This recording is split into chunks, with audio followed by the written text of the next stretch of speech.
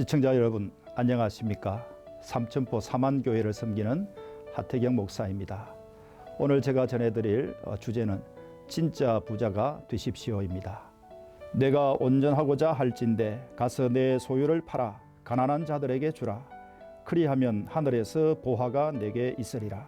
그리고 와서 나를 따르라. 시대를 떠나서 세상의 가장 큰 관심사는 경제입니다.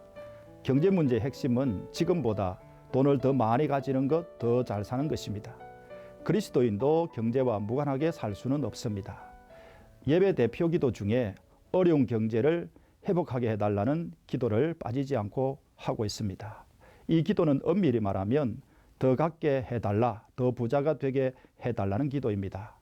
저는 목회를 하면서 이미 가진 돈을 바르게 쓰게 해달라고 기도하는 것을 들어본 적이 거의 없습니다. 인간에게 돈 문제가 중요하기 때문에 성경에도 돈에 대한 이야기가 많습니다. 하나님께서도 돈을 중요하게 여기신다는 뜻입니다. 하나님께서 돈을 좋아해서가 아니라 돈은 비인격적인 존재이지만 힘이 있어서 사람을 지배할 수 있기 때문입니다.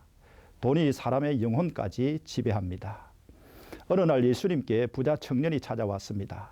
젊지만 부자인 것은 두 가지 경우 가운데 하나입니다. 유산을 많이 물려받았든지 아니면 시대를 잘 알고 돈 버는 능력이 탁월했든지입니다.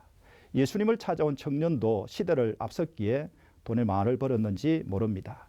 그런데 이 사람은 돈도 많았지만 영적인 문제도 관심이 있었습니다. 영생에 대해 궁금했습니다. 예수님에게 무슨 선한 일을 해야 영생을 얻을 수 있는지 물었습니다. 예수님께서 뭐라 그러셨습니까? 제 생각에는 그냥 믿으세요 라고 하면 될 것 같은데 아닙니다. 예수님은 먼저 하나님의 계명을 말씀하시면서 지키라고 했습니다.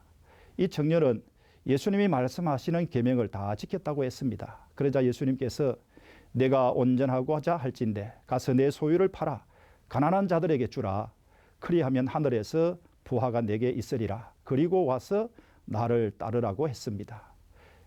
이 청년은 재물을 포기하지 못해 그만 예수님을 떠나고 말았습니다. 예수님은 돌아가는 이 청년을 보면서 부자는 천국에 들어가기가 어렵다.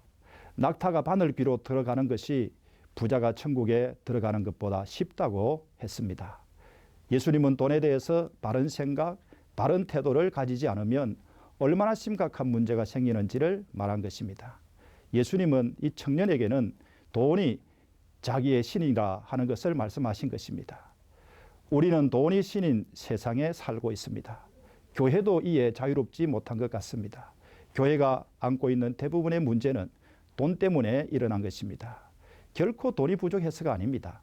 물론 어려운 사람도 있고 어려운 교회도 있지만 이미 우리 개인이나 우리 교회는 과거에 비하면 큰 부자가 되었습니다. 특히 우리나라 교회는 돈 많은 부자입니다. 하지만 바르게 쓰는 데는 별로 관심을 갖고 있지 못한 것 같습니다. 그러다가 교회의 머리를 돈에게 내주고 말았지 않나 싶습니다.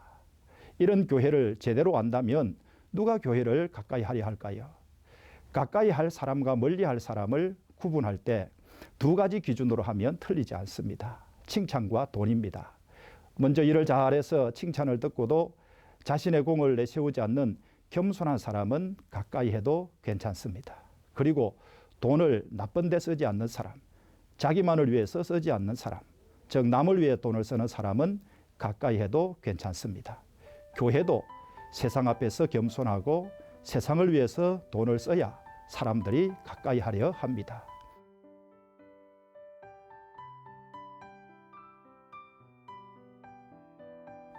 사랑하는 시청자 여러분, 돈은 많이 가지는 것도 중요합니다.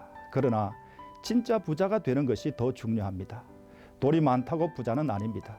아무리 많이 가지고 있어도 쓰지 못하는 사람은 없는 것이나 마찬가지입니다. 쓸 것이 많고 줄 수 있는 것이 많은 사람이 부자입니다. 그리고 선한 일을 위해서 남을 위해서 쓸 마음이 있어서 잘 쓰는 사람이 부자입니다. 여러분도 여러분의 교회도 진짜 부자가 되시기를 바랍니다.